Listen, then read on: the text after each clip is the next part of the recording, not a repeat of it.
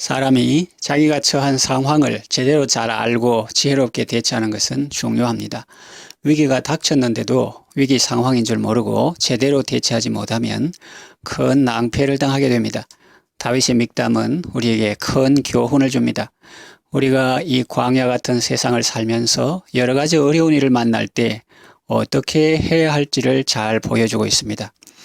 다윗은 그의 생애에 어려움이 많았지만 그때마다 기도하여 하나님의 은혜를 입었습니다. 본문을 보면 그는 기도합니다. 하나님이여 나를 지켜주소서 내가 죽게 피하나이다. 그렇습니다. 하나님은 우리를 지켜주시는 분입니다. 이 시간에는 하나님이 우리를 지켜주실 때 어떻게 지켜주시는지 살펴보면서 함께 은혜 받고자 합니다. 하나님은 당신께 피하는 자를 어떻게 지켜주십니까? 첫째, 존재 자체로 지켜주십니다. 이걸 쉬운 말로 표현하면 우리가 하나님께 피하는 것 자체가 안전하게 되는 것입니다. 우리가 기도할 때 하나님은 응답하십니다. 그것은 성경 여러 곳에 기록되어 있습니다. 우리가 기도할 때 하나님께서 반드시 응답해 주시는데 그건 참 놀랍고 대단한 일입니다. 그런데 여러분, 기도 응답도 복이지만 기도하는 자가 그보다 먼저 받는 복이 무엇인지 아십니까? 네, 기도하는 것입니다. 기도 응답도 복이지만 기도하는 것 자체가 벌써 복이라는 말입니다. 인생의 위기가 찾아왔을 때 사람들은 다양하게 반응합니다. 어떤 사람은 낙심합니다. 기가 팍 죽어서 합니다. 어깨에 힘이 빠지고 고개를 떨어뜨리고 살아갑니다. 그런가 하면 또 어떤 사람은 분노합니다. 또 어떤 사람은 사람들을 찾아다니며 그들의 도움을 요청합니다. 또 어떤 사람은 스스로 그 문제를 해결해 보려고 안간 힘을 쓰다가 지치고 탈진되기도 합니다. 이 모든 것들은 위기를 대처하는 지혜로운 방법이 아닙니다. 안전한 방법이 아닙니다. 그렇게 살다가는 문제를 해결하기도 전에 자신이 녹초가 될 수 있습니다. 그것은 마치 구름 한 점 없고 나무 그늘도 하나도 없는 장렬하는 태양빛 아래 아스팔트 위를 맨발로 걸어가는 것과 같습니다.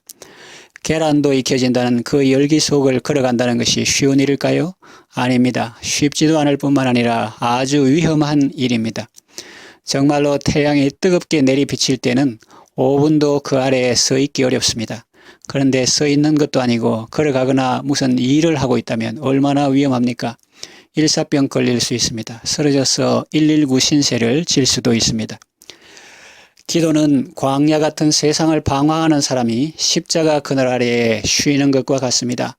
무더위 속을 걸어 여행하던 사람이 수풀이 울창하고 맑은 시냇물 시원하게 흐르는 숲속 길로 접어드는 것과 같습니다. 그러므로 기도하는 것 자체가 벌써 하나님의 은혜요. 하나님께서 주시는 복인 것입니다. 하나님은 우리가 고난이나 역경이나 환난을 만났을 때 기도하게 하심으로 우리를 지켜주십니다. 기도의 자리에 머물므로 우리는 다툼의 자리를 피할 수 있고 분노의 자리를 피할 수 있고 격동의 자리를 피할 수 있고 우리가 기도할 때 슬픔이나 우울의 영역에서 벗어나 하나님의 은혜의 세계로 들어가게 되는 것입니다. 둘째, 기도의 응답하심으로 우리를 지켜주십니다. 우리가 기도할 때에 하나님은 우리가 구하는 것을 주십니다. 우리가 실제로 경험했던 일을 말씀드리죠. 하나님께서 우리에게 돕는 자들을 붙여주셨습니다. 우리 교회가 건물을 임대해서 매월 임대료를 지불하던 시절이 있었는데 그때 어떤 분은 자신이 1년 동안 그 임대료를 대신 내겠다고 했습니다. 당시에 큰 힘이 되었습니다. 임대했다가 얼마 안 가서 교회 건물을 매입하게 되었는데 매입하면서 은행에서 대출을 받았습니다. 임대료보다는 매월 이자가 샀지만 그래도 매월 그 대출금 이자를 갚으며 원금도 조금씩 갚아 나갔습니다. 그런데 얼마 안 가서 대출금을 다 갚게 해주셨습니다. 성도 중에 한 분이 큰 금액을 헌금하셔서 대출 초기의 부담을 들어주셨고 나중에 또 한 외부 교인이 남은 대출금을 다 갚아 주셨기 때문입니다. 하나님께서 우리가 빚 때문에 너무 신경 쓰지 않도록 또 제가 목회에 전념할 수 있도록 큰 은혜를 베풀어 주셨습니다. 그 외에도 지금까지 많은 분들이 사랑과 기쁨으로 헌신해 주셨습니다. 재정적 어려움에서도 지켜주셨고 가정적인 어려움에서도 지켜주셨고 우리의 자녀들도 온갖 위험과 질병과 위기에서 다 건져 주셨습니다. 당시로서는 어렵고 힘들고 마음도 많이 아팠는데 지나고 보면 하나님은 변함없는 사랑과 은혜로 늘 함께 해주셨습니다. 이처럼 우리가 주님께 피하며 우리를 지켜달라고 기도할 때 하나님은 그 기도에 응답하심으로 우리를 지켜주십니다. 구하는 것을 주시며 우리를 지켜주십니다. 셋째, 사건이나 사물에 대한 올바른 지식이나 통찰력을 주셔서 우리를 지켜주십니다. 사도 바울은 육체에 가시가 있었습니다. 아픔이 있었습니다. 날 모르는 질병이 있었습니다. 성도들을 실족시킬 만한 심각한 질병이었고 그것 때문에 사역을 접어나 하나라고 생각하게 만드는 그런 심각한 고통이었습니다.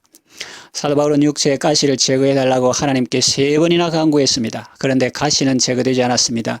그 가시는 없어지지 않고 그대로 있었습니다. 그러나 그는 기도 가운데 하나님의 말씀을 들었고 하나님의 배려하시는 사랑을 깨달았기 때문에 하나님의 말씀을 들은 이후에는 오히려 크게 기뻐했습니다. 여러분 이상하지 않습니까? 사도 바울의 환경이 변한 것은 아무것도 없습니다. 육체의 가시도 여전히 있습니다. 변한 것이 있다면 바로 사도 바울 자신이었죠. 자기 육체에 있는 가시를 전혀 다른 눈으로 보게 된 것입니다.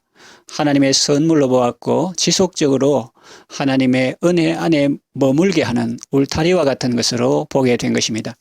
전에는 그것 때문에 사역을 감당할 수 있겠나 생각했는데 이제 깨달음을 얻은 후에는 그 육체의 가시 덕분에 삶의 마지막 순간까지 쓰임받을 수 있겠구나 라고 생각하게 된 것이죠.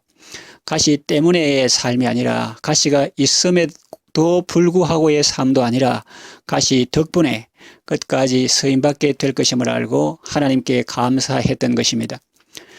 요셉도 형들 때문에 미디안 상인들에게 노예로 팔려 애굽에 들어가게 된 것이 당시로서는 정말 어려운 일이었을 것입니다. 그의 마음속에 트라우마로 남아 있었을 것입니다. 그런데 하나님께서 인자를 더하시고 은혜를 주시고 깨달음을 주시니 요셉은 그 사건을 이렇게 해석합니다.